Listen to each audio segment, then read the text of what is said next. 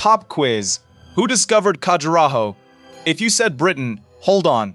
Local guides were already showing the way. The temples were damaged, not forgotten. So this is really about credit, not discovery. Kings wanted power to feel permanent. In 9th century Jajakabukti, Nanuka starts as a small Bundelkhand chief. Small rulers have one problem: people must believe them, so they build proof into the landscape. Khajuraho gives drama, Kalinjar gives protection, Mahoba handles politics, Ajigar watches ridges. Then Yashovarman captures Kalinjar, the serious fort. Now temple patronage looks backed by real power. The Lakshmana temple becomes a royal announcement. It tells rivals, this family has gods and muscle. Danga sees the system and expands it. Vishwanatha rises, Jain patrons join, and the stage gets bigger. Priests gain honor, artisans gain work. That is temple building as politics, with incense on top. By Ganda and Vidyadhara, the art gets louder. Kandariya Mahadeva turns confidence into a mountain. But confidence cannot guard every border. Ghazni-era pressure changes the royal homework.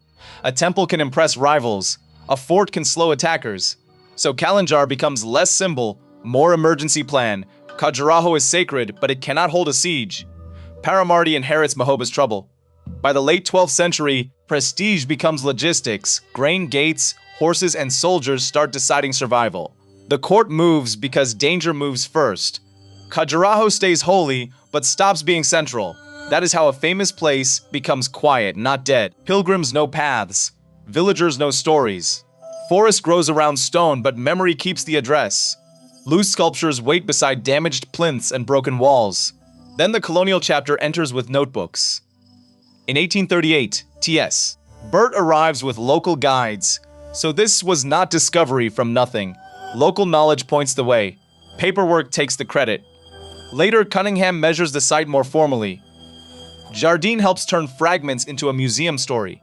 That matters because archives create official voices. A living sacred place becomes a report. Later, ASI Conservation studies the temples again. UNESCO adds a World Heritage label, but local memory was centuries older than the label. So the story is not just invasion and loss. It is what power builds when it feels confident.